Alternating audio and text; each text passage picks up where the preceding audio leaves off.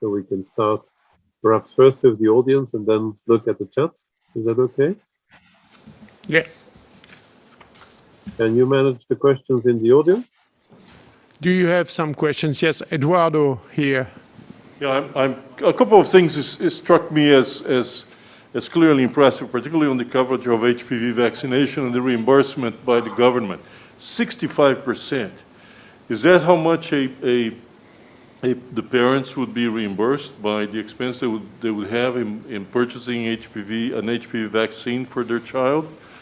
That was one of the questions that I had. And the other one is I'm also struck by the last presentation on the decline in 5-year survival in France. That clearly varies by age, but I was wondering what you think about those. So maybe Catherine could answer to the first question about reimbursement. In one of the previous slides, you have seen that at least 90% of the population has a private insurance. So when a vaccine is recommended like HPV, officially it is reimbursed up to 65% by Social Security.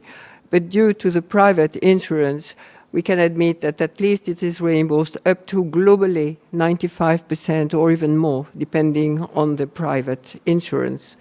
So, and the other part of people who couldn't have a private insurance have what we call a universal medical coverage.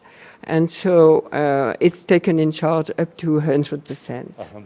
So finally, even if this vaccine is quite costly, and much more than other vaccines in the calendar, we can consider that it's not costly for parents within the recommendation.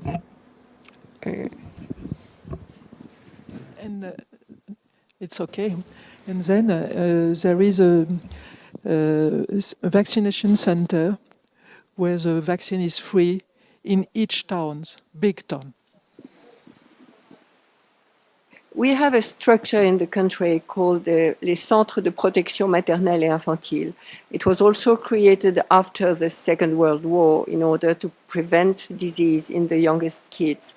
It's going up to 3 years of age, at least. And so there you can have free vaccines, but it depends on the budget of the center, and it is centralized at the department. So every year they negotiate the vaccine, they have an envelope, and they have to choose which vaccines they will buy in order to give them freely, free of charge for the parents. So I would say that globally in France, we have 85% of the vaccines in the private offices by any kind of doctors or healthcare professionals now, and we have 15% still in those centers. And it's very useful. Okay, Anne-Sophie, could you answer the second question of Eduardo, please? I'm not sure that vaccination will quickly ameliorate, reduce the evolution, the bad evolution of survival. First of all, screening is necessary. The decrease of survival is a paradoxal effect of screening because survival is calculated on only invasive cancer, and screening reduces the number of invasive cancer, but realize a selection of invasive cancer which are not screened, and it's discovered as an advanced stage or with aggressive form. And I think that for survival, the main effort must put on screening, gynecological follow-up for the most aged women. But of course, when the coverage of screening and the coverage of vaccination will be at the top, we can hope that cervical cancer will decrease and maybe disappear. Okay, Romain Rousier has a complementary comment on this. Yes, I'm sure that there is two effects. The first one is that basically you will select only patients without screening, so they will consult very lately, and they have few medical consumption, and so there will be very advanced disease at diagnosis. First one to explain the low survival, and second one maybe with screening. Because we don't have yet the effect of vaccination. In fact, with the screening, you select patients with finally less aggressive disease that can be detected at low stage. And basically, when you remove these patients, at the end, you have the patient with most advanced disease also. So there is at least two mechanisms. I see a question from Heidi Larsson asking, I think, to Catherine, do you think the positive experience of the childhood vaccination mandates gave political confidence to push ahead with the COVID vaccine mandates? I'm sorry, the point of political confidence is a very sensitive issue in the country. What I see as the best effect of the mandatory process is two-pronged. First, medical societies were collectively positive in the field, and it's a medium layer in between the public and the politics. But the fact that there was this consensus created a very big strength. I may suppose that a lot of general practitioners accepted to follow the rules that were collectively accepted by medical societies. And so it was an improvement. What doctors said that due to the mandatory process, it was much easier to convince families that it was acceptable to have the vaccine. Previously, for the hesitant population, they had to spend lots and lots of consultation. And it was up to, I would say, 30 or 40 minutes compared with a normal time for a general practitioner's visit. No, it's really something extremely important. So you have to think practical when you are asking something to a population. So it's not only theoretical, but you have to convert it in order to understand what is feasible at the level of the population. The second thing was that public health authorities really backed the process. They created a site called Vaccination Info Service that is a very good quality site. It's not covering the entire field of vaccination. I will speak tomorrow about InfoVac. I consider it as very useful, and not only because I belong to it, but clearly the fact that they decided to speak about vaccine, it was also very positive. The political finally were far behind for this mandatory vaccination. I'm not speaking at all of the COVID vaccination, but for mandatory vaccination, once the law was ordered, political background disappeared nearly. And I think it was also probably a good point. I don't know if it was the sense of your point.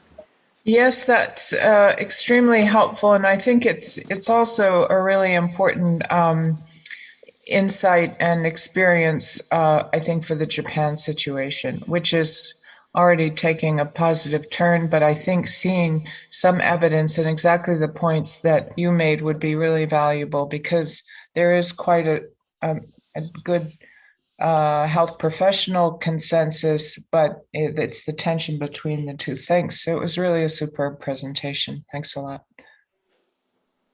Thank you. And I see also Paolo on my screen, and I know Paolo had a question also in the chat.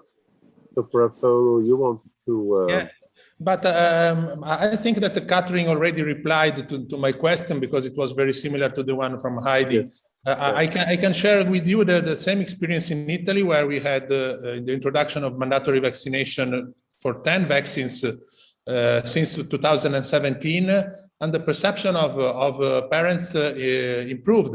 So there was a positive wave after the vaccination. There was a little bit of troubles with people who were against, but after that very short period, the perception of vaccination is much better today than it was some years ago. It also, in a way, spilled over in the media for the COVID vaccine. And today, I have the opposite fear compared to 5 or 6 years ago, where we had some media that were very much giving a false balance impression.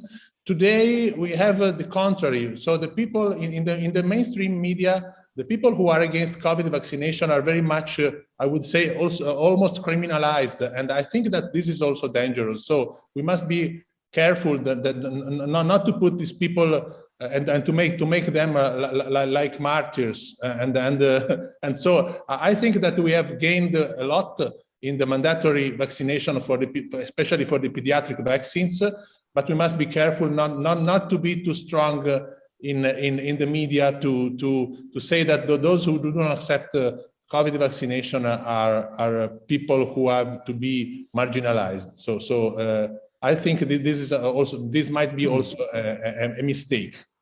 Thank you. Fully agree with you, Paolo, and it's something we recently also, even yesterday, discussed with Heidi, that these kind of messages will only polarize society, and society is already polarized in a very large sense on many other topics. So we have to be very careful in our messages. I see a third question in the chat from Hannah Tomoy. Making vaccination compulsory carries risks, such as if side effects become a problem. But what was the biggest factor that pushed the French government to make them compulsory? Was it the public opinion? Was it the pressure from advocacy groups? Catherine, I assume this is also a question for you. Yeah, thank you for the point. I have been thinking a lot about that. As I told you, I thought that it was a good time to start a mandatory process due to the ongoing and increasing lack of confidence in the country.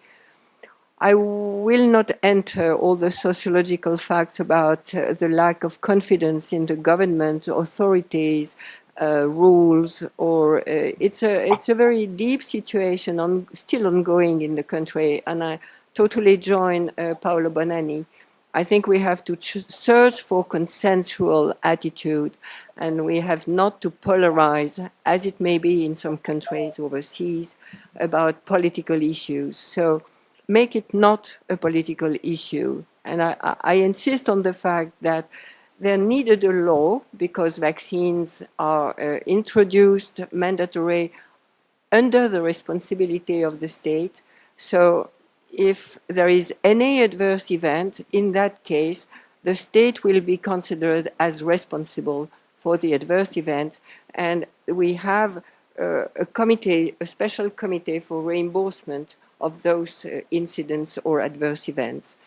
So now on, it is well accepted. You have to consider also that especially general practitioners were relieved to be finally backed by the states. Otherwise, they felt alone in their office. They were not enough supported by the public health authorities.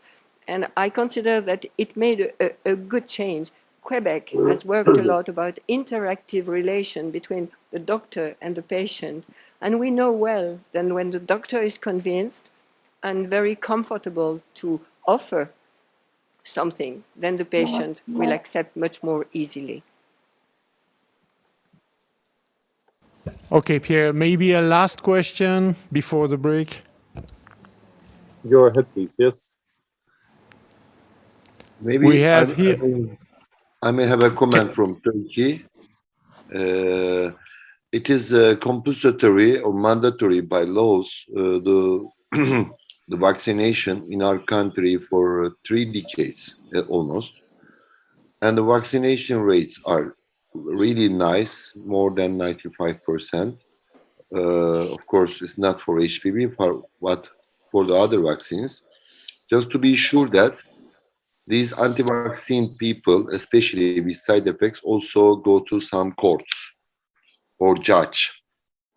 This may be a second scenario that you can face in France, and they believe that the governments cannot push it, cannot make it mandatory. It is against the European human rights. Anyhow, we had around 2,000 judges in Turkey, and the decision makers were with the government, and they said that for the public health, you have to be vaccinated. But we should be also, these mandatory cases usually go to change, the anti-vaccine lobbies go to change these laws. But an additional feature in our country that GPs are forced to make the vaccination, and if their coverage is less than 70%, they are not reimbursed. If the coverage is 80%, they are reimbursed by, let's say, X dollars. If it is 90%, 2X dollars. So this is also very important to make some reimbursement, positive performance reimbursement for the GPs who is doing the vaccination. Thank you. Interesting. I don't think that France is in such a situation so far. We have a very small part of the people asking for judicial participation and legal aspects, but it's not so important as to consider that it is against mandatory process. Now, my major concern is for introducing new vaccines in the calendar, because if we don't want two levels of vaccines. So if we introduce a new vaccine as Bexero, as accepted by HAS during the summertime of 2021, it will have to go through all the legal aspects in order to be mandatory and not only recommended. If it is only recommended, people will say, well, it's only recommended, it's not mandatory, so maybe it's not so important. And I think it will be a failure of our system. It's also the case for rotavirus vaccines that are very good vaccine implemented in several countries in Europe and other continents, and yet not introduced in the country. So to go back to the whole process of recommendation first and then reimbursement and then the legal aspect, it's very heavy for the new vaccines. Okay, thank you very much to the audience.